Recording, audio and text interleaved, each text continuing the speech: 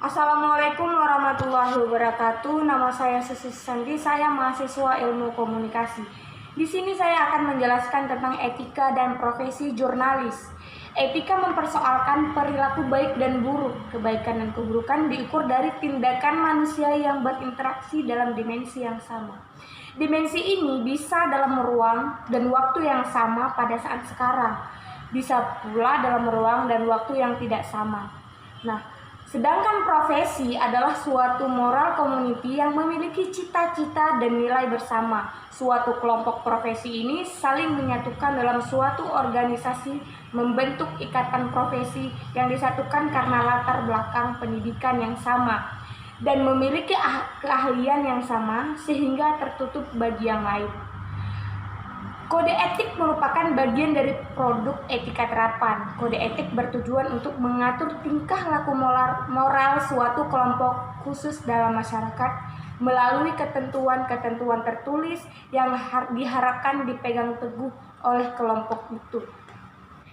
Yang kedua, saya akan membahas tentang pedoman media siber. Media siber memiliki karakter khusus sehingga memerlukan pedoman agar pengelolaannya dapat dilaksanakan secara profesional, memenuhi fungsi, hak dan kewajibannya sesuai Undang-Undang Nomor 40 Tahun 1999 tentang Pers dan Kode Etik Jurnalistik. Untuk itu, Dewan Pers bersama organisasi pers pengelola media cyber dan masyarakat penyusun pedoman pemberitaan media cyber sebagai berikut. Yang pertama, ruang lingkup. Media cyber adalah segala bentuk media yang menggunakan wahana internet dan melaksanakan kegiatan jurnalistik serta memenuhi persyaratan Undang-Undang Pers. Segala isi yang dibuat atau dipublikasikan oleh pengguna media cyber antara lain artikel, gambar, komentar, suara, video, dan berbagai bentuk unggahan yang melekat pada media.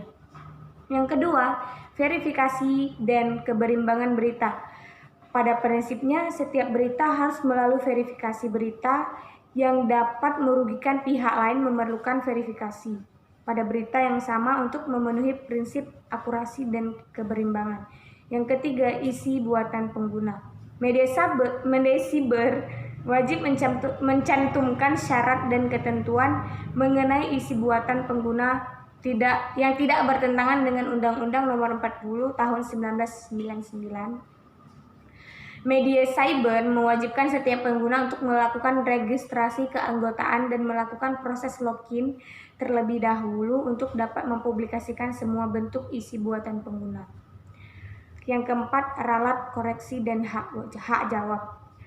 Ralat koreksi dan hak jawab mengacu pada Undang-Undang Pers, Kode Etik Jurnalistik, dan pedoman hak jawab yang ditetapkan Dewan Pers. Ralat koreksi dan hak jawab wajib ditautkan pada berita yang diralat, dikoreksi, atau diberi hak jawab. Yang kelima, pencabutan berita. Berita yang sudah dipublikasikan tidak dapat dicabut karena alasan penyesoran dari pihak luar redaksi, kecuali terkait masalah SARA, kesusilaan, masa depan anak, pengalaman traumatik korban, atau berdasarkan pertimbangan khusus lain yang ditetapkan Dewan Pers. Yang keenam, yaitu iklan. Media siber wajib membedakan dengan tegas antara produk berita dan iklan. Setiap berita, artikel, isi yang merupakan iklan atau isi berbayar wajib mencantumkan keterangan advertorial, iklan, atau ADS atau sponsor atau kata lain yang menjelaskan bahwa berita atau artikel tersebut adalah iklan. Yang ketujuh, hak cipta. Media cyber wajib menghormati hak cipta sebagaimana diatur dalam peraturan perundang-undang yang berlaku.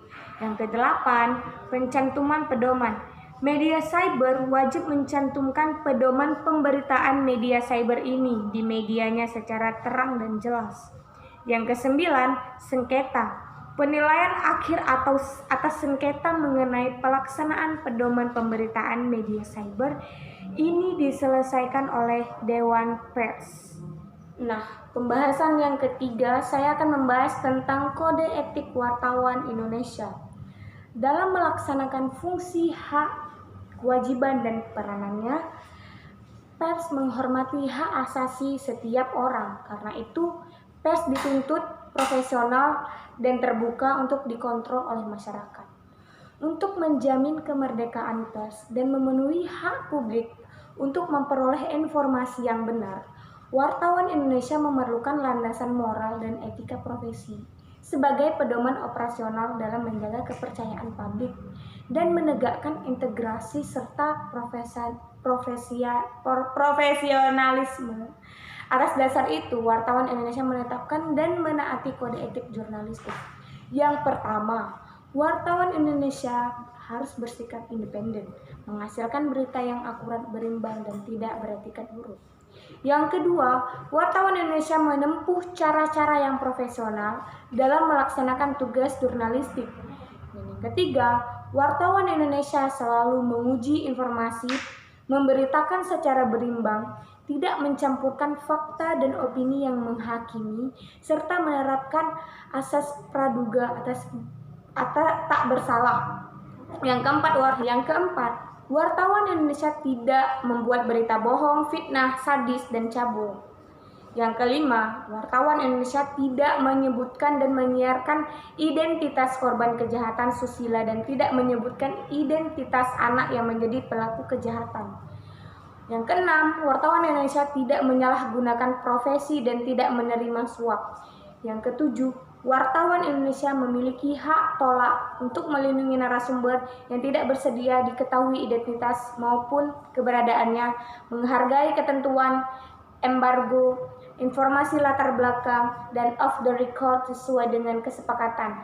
Yang kedelapan, wartawan Indonesia tidak menulis atau menyiarkan berita berdasarkan prasangka atau diskriminasi terhadap seseorang atas dasar pembedaan suku, ras, warna kulit, agama, jenis kelamin, dan bahasa, serta tidak merendahkan martabat orang lemah, miskin, sakit, cacat jiwa, atau cacat jasmani. Yang kesembilan, wartawan Indonesia menghormati hak narasumber tentang kehidupan pribadinya kecuali untuk kepentingan publik. Yang kesepuluh, wartawan Indonesia segera mencabut, meralat, dan memperbaiki berita yang keliru dan tidak akurat disertai dengan permintaan maaf kepada pembaca, pendengar, atau pemirsa. Yang ke-11, wartawan Indonesia melayani hak jawab dan hak koreksi secara profesional. Penilaian akhir atas pelanggaran kode etik jurnalistik dilakukan Dewan Pers.